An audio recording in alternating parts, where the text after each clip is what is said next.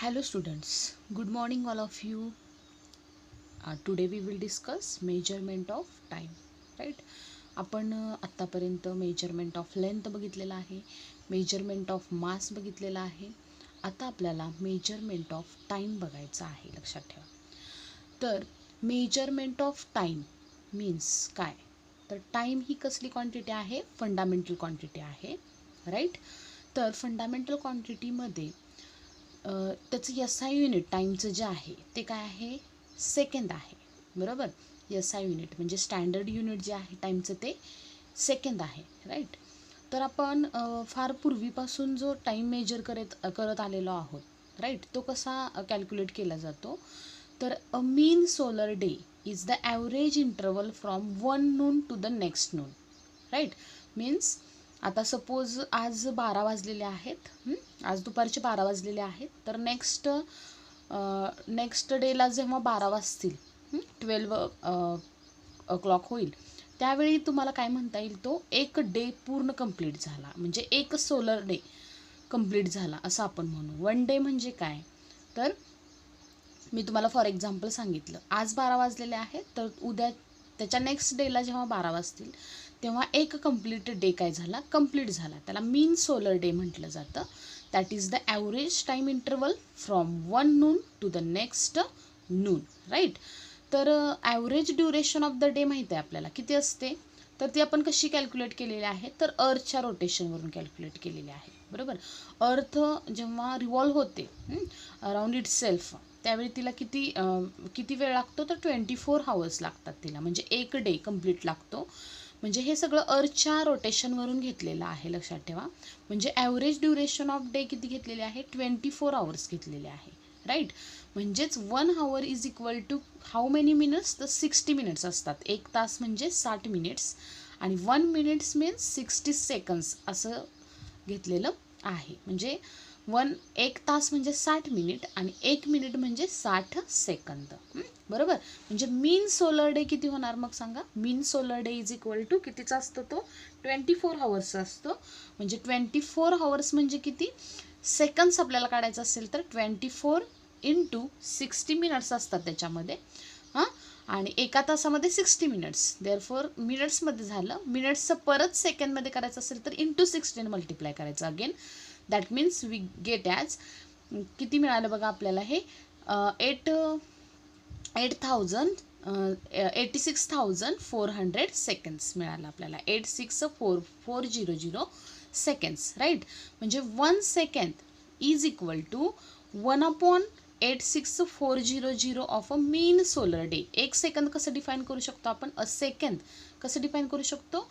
1/86,400 of a mean solar day असं आपण 1 second define करू शकतो, राईट? तर नाऊ डेज बट काय व्हायला लागलं की अर्थची रोटेशन ग्रॅज्युअली काय व्हायला लागलेले आहे? डिक्रीज व्हायला लागलेले आहे. त्यामुळं काय घेतलेला आहे? तो हा जो सेकंद आपण जो डिफाईन करत होतो तो ह्या टर्ममध्ये काय व्हायला लागलेले आहेत? व्हॅरिएशन्स निर्माण व्हायला लागलेले आहेत. त्यामुळं आपल्याला एक स्टेबल क्वांटिटी लागणार होती. त्यामुळं आफ्टर सम रिसर्च परत काय बघण्यात आलं बघा, एक ॲटॉमिक क्लॉक यूज केलं गेलं, सीझियम ॲटॉमिक क्लॉक. त्यामध्ये बघा मेजरमेंट करण्यासाठी, तर त्या ॲटॉमिक क्लॉकमध्ये सेकंड कसं मेजर केलं जातं बघा? A second is taken as the time needed for 91926317770 vibrations of the radiations emitted during a transition between 2 hyperfine states of a caesium atom, बरोबर? म्हणजे नाऊ डेज जे ॲटॉमिक क्लॉक यूज केलं जातं ते कुणाच्या बेस आहे बघा? सीझियम ॲटम घेतला जातो, जो की पिरियडिक टेबलमध्ये आहे. तर त्याचा आयसोटोप कुठला घेतला जातो? सीझियम 133 असा आयसोटोप घेतला जातो, सीझियम 133, राईट? तर ह्याच्यामध्ये बघा, ह्या आयसोटोपच्या थ्रू ह्याच्यामध्ये किती इलेक्ट्रॉन्स असतात? टोटल 55 इलेक्ट्रॉन्स असतात. तर त्याच्यामध्ये 55 इलेक्ट्रॉन्स जे असतात ते कसे डिस्ट्रीब्यूट झालेले असतात बघा सीझियम ॲटममध्ये? तर लास्ट ऑर्बिटमध्ये जो इलेक्ट्रॉन असतो तो सिंगल इलेक्ट्रॉन असतो सीझियम ॲटमच्या. तर तो सिंगल इलेक्ट्रॉन, त्याचे इलेक्ट्रॉन डिस्ट्रीब्युशन जर तुम्ही बघत असाल तर ते तुमच्या लक्षात येईल बघा. तर लास्ट इलेक्ट्रॉन जो असतो तो त्याच्यामध्ये एक काय असतो सांगा? लास्ट ऑर्बिटमध्ये सीझियम ॲटमचं जर आपण काय बघितलं स्ट्रक्चर बघितलं तर त्याच्यामध्ये बघा 6 अशा ऑर्बिट्स असतात आणि लास्ट ऑर्बिटमध्ये आपण लास्ट ऑर्बिटच कन्सिडर करूयात, आपल्याला फक्त तेच गरजेचं आहे. तर त्याच्या लास्ट ऑर्बिटमध्ये बघा एकच काय असतो, इलेक्ट्रॉन असतो. ह्या पूर्ण कंप्लीट फुलफिल झालेल्या असतात. लास्ट ऑर्बिटमध्ये एक इलेक्ट्रॉन असतो. तर हा जो इलेक्ट्रॉन आहे 1 इलेक्ट्रॉन हा काय करतो, तर हा इलेक्ट्रॉन जो असतो तो एक्साइट होतो आणि काय करतो, व्हायब्रेशन्समध्ये येतो. Last electrons excited and vibrates between 2 hyperfine लेवल्समध्ये तो काय होतो, हायपरफाईन लेवल्समध्ये काय होतो, तो व्हायब्रेट होतो. आणि तो काय इमिट करतो बाहेर, तर व्हायब्रेट होतो असा, आणि काय इमिट करतो बाहेर, वेव्ज इमिट करतो, रॅडिएशन्स इमिट करतो. राईट, म्हणजे त्याला एक कंप्लीट सायकल कंप्लीट करण्यासाठी किती व्हायब्रेशन्स करतो तो. आता हे कंप्लीट व्हायब्रेशन झालं त्याचं, एक कंप्लीट व्हायब्रेशन लक्षात ठेवा. इथून मीनपासून ते ह्या मीन पोझिशनमध्ये येण्यासाठी हे म्हणजे 1 सायकल कंप्लीट झालं. लक्षात ठेवा काय झालं, 1 सायकल. हे तुम्ही पुढे बघणार आहात फिजिक्समध्ये, तरी पण फक्त समजून घ्या. तर 1 सायकल एक कंप्लीट झालं तर ते 1 सायकल म्हणजे किती व्हायब्रेशन्स करावे लागतात त्याला, तर 9,192,631,770 व्हायब्रेशन्स त्याला कराव्या लागतात. बरोबर, म्हणजे एवढ्या व्हायब्रेशन्स म्हणजे सीझियम ॲटमचा एवढ्या व्हायब्रेशन्स होणं म्हणजे 1 सेकंद. हे असं तिथं काय केलेलं आहे, डिफाईन केलेलं आहे. म्हणजे 1 second is taken as the time needed for किती vibrations, 9,192,631,770 vibrations of the radiation emitted during a transition between 2 hyperfine states of a cesium atom. लक्षात ठेवा, म्हणजे सीझियम ॲटमला व्हायब्रेट होण्यासाठी म्हणजे एवढ्या व्हायब्रेशन्स कंप्लीट करण्यासाठी 1 सेकंद एवढा टाईम काय होतो, लागतो. म्हणजे दॅट इज द 1 सेकंड असं त्याच्यामध्ये डिफाईन केलेलं आहे सीझियम क्लॉकमध्ये. राईट, तर तुम्ही फक्त टाईमचे SI युनिट काय आहे, सेकंद आहे, एवढं लक्षात ठेवा. आणि एक मीन सोलार डे, पूर्वी जे सोलार डे म्हणजे एक डे म्हणजे मीन सोलार डे म्हणतात त्याला. तर एक कंप्लीट डे म्हणजे काय असतो, तर average time interval from 1 noon to the next noon असतो. मग average duration of the day किती असणार सांगा, 24 hours असणार. म्हणजे 1 hour is equal to 60 minutes आणि 1 minute म्हणजे किती सेकंड्स असतात, तर 60 seconds असतात. म्हणजे mean solar day is equal to काय येईल सांगा, 24 hours येणार. मग हे सेकंडमध्ये करायचं असेल तर 60 × 60 काय करावं लागेल आपल्याला, 24 hoursला मल्टिप्लाय करावं लागणार. म्हणजे किती मिळणार आपल्याला, करून बघू शकता तुम्ही, हे 86,400 seconds मिळणार. म्हणजे 1 second is nothing but, that means a second. कसा डिफाईन केला याच्यामध्ये, अ second is the time interval for 1/86400 of a mean solar day असं डिफाईन केलेलं आहे.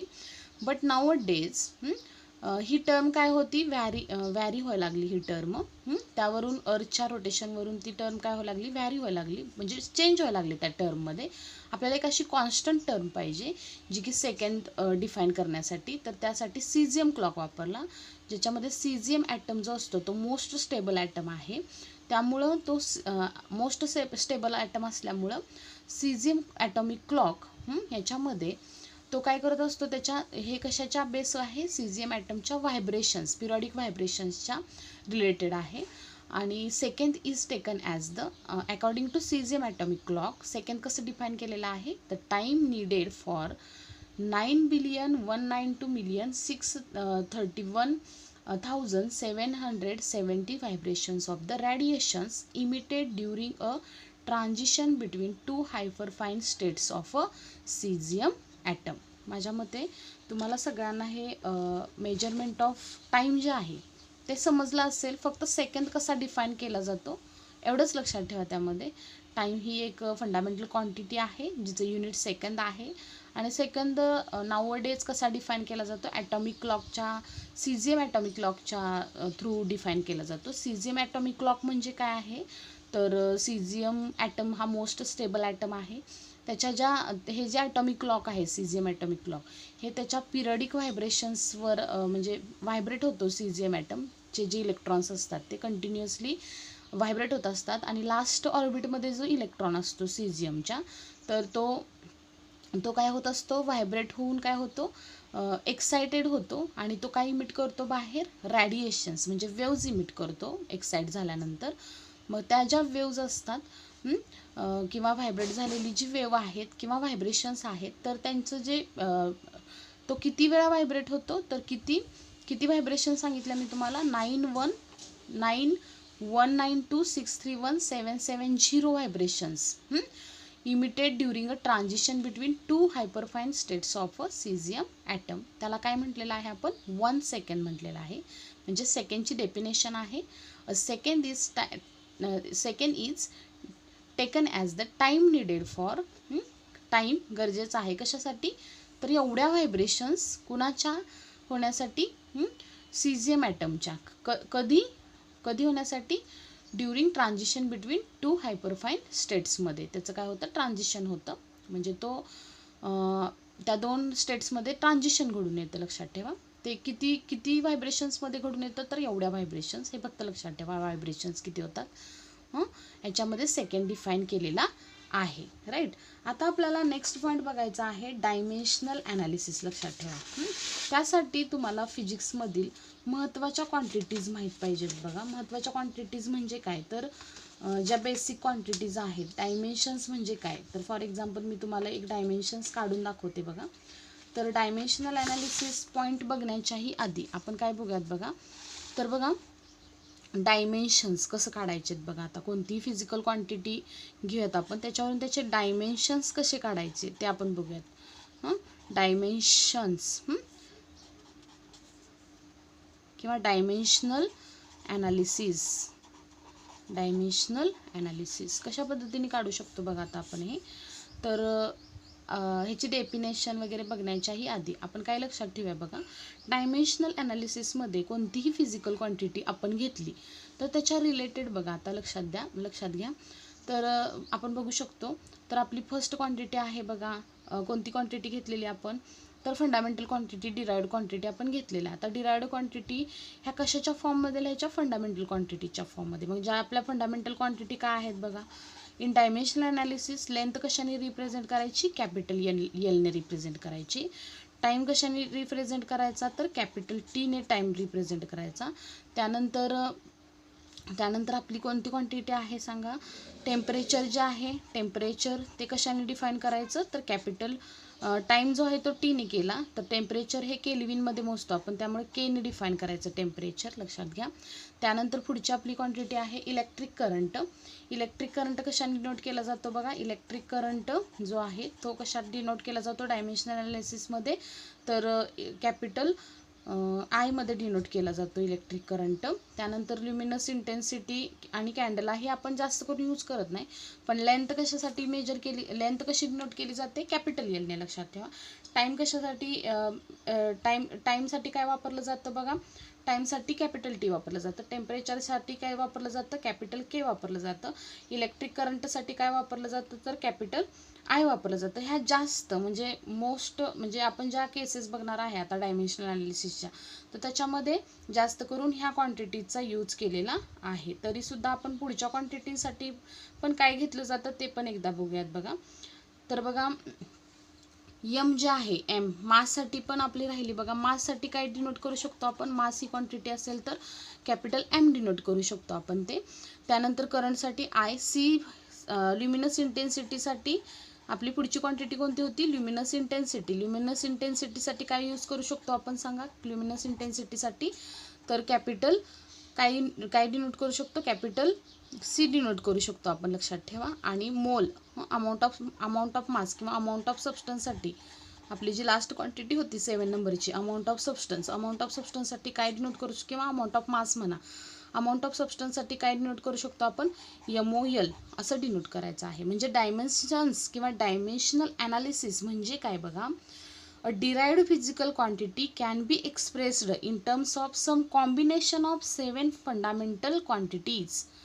डिराइव्ड क्वांटिटीज ह्या 7 फंडामेंटल क्वांटिटीजचं कॉम्बिनेशन थ्रू आपण एक्सप्रेस करू शकतो. म्हणजे the dimensions of a physical quantity are the powers to which the concerned fundamental units must be raised in order to obtain the unit of the given physical quantity. Definition पाठ करत बसू नका, direct dimensional formula कसा येतो ते आपण बघूयात. बघा लक्ष द्या. आता डायमेन्शनल फॉर्म्युला कशा पद्धतीने घेतला जातो बघा. तर डायमेन्शनल फॉर्म्युला फॉर व्हेलॉसिटी काढूयात आपण.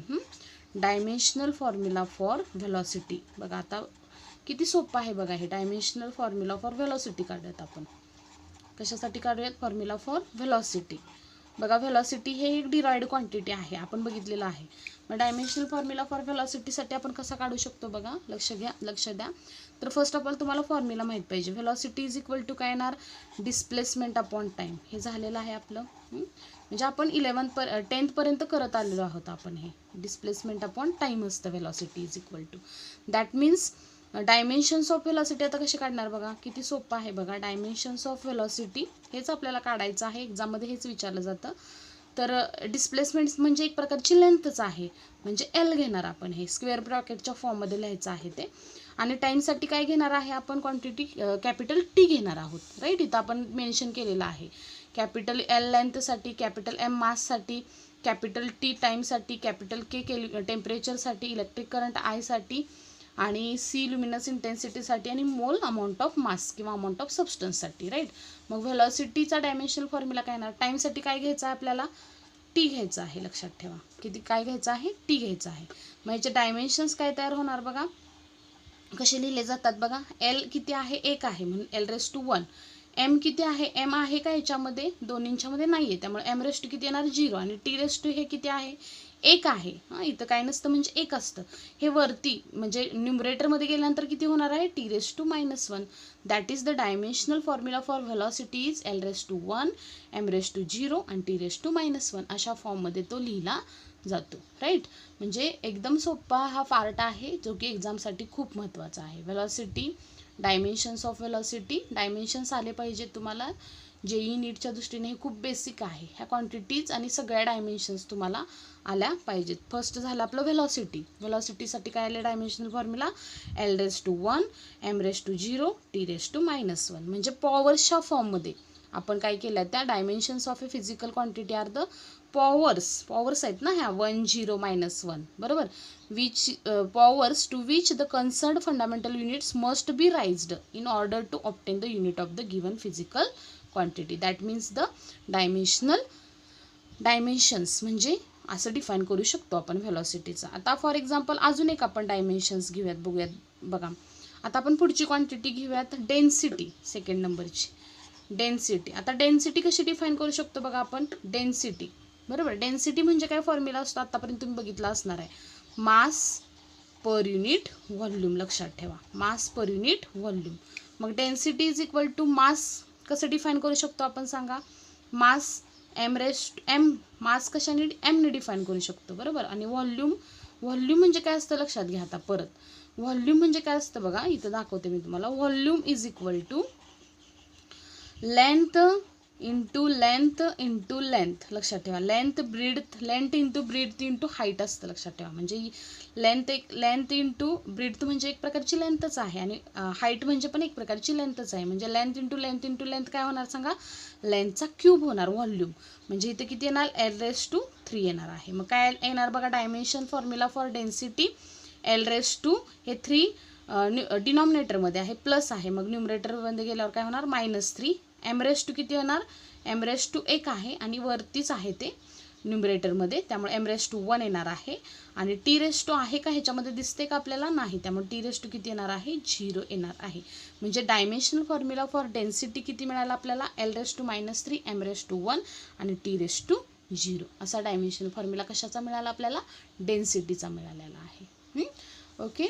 म्हणजे हे डायमेन्शनल फॉर्म्युले अशा पद्धतीने व्हेलॉसिटी किंवा डेन्सिटीचे आपल्याला कॅल्क्युलेट करू शकतो. नेक्स्ट लेक्चरला आपण अजून डायमेन्शनल फॉर्म्युले, अजून वेगवेगळ्या क्वांटिटीज घेऊन ते आपण कॅल्क्युलेट करूयात. एकदम सोपा पार्ट आहे. कसे काढायचे आहे डायमेन्शन्स ते फक्त तुम्हाला समजलं पाहिजे. बरोबर.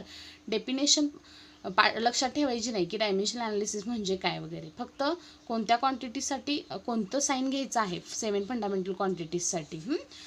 फॉर एक्झाम्पल माससाठी एम, लेंथसाठी एल, टाईमसाठी टी. हे अशा पद्धतीने फक्त हा चार्ट लक्षात ठेवा. जास्त करून मास, लेंथ, टाईम, टेम्परेचर, इलेक्ट्रिक करंटसाठी लक्षात ठेवा. ह्या 2 क्वांटिटी आपण जास्त यूज करत नाही. ह्या याच्यासाठी 3 तरी लक्षात ठेवा. 3 जास्त बेसिकली यूज करतो आपण, मास, लेंथ आणि टाईम. आणि याच्या फॉर्ममध्येच आपण डायमेन्शन्स कोणत्याही क्वांटिटीचं लिहितो, लक्षात ठेवा. म्हणजे व्हेलॉसिटीसाठी L⁻⁴, M⁻�0, T⁻⁻1. डेन्सिटीसाठी L⁻⁻3, M⁻⁴, T⁻�0. Right. अशा पद्धतीने ते असणार आहेत. नेक्स्ट लेक्चरला आपण अजून अशा व्हेरियस फिजिकल क्वांटिटीचे डायमेन्शन्स काढूयात. आणि खूप महत्त्वाचा ह्या चॅप्टरमधला हा पार्ट आहे JEE नीटच्या दृष्टीने. त्यामुळे हा अभ्यास करणं आता ॲक्च्युली आपला चॅप्टर स्टार्ट झालेला आहे डायमेन्शनल फॉर्म्युलापासून, लक्षात ठेवा. इथूनचा जो पार्ट आहे तो खूप महत्त्वाचा आहे. आणि हा जो पार्ट डायमेन्शन्सचा आहे हा खूप महत्त्वाचा आहे. Okay class, thank you.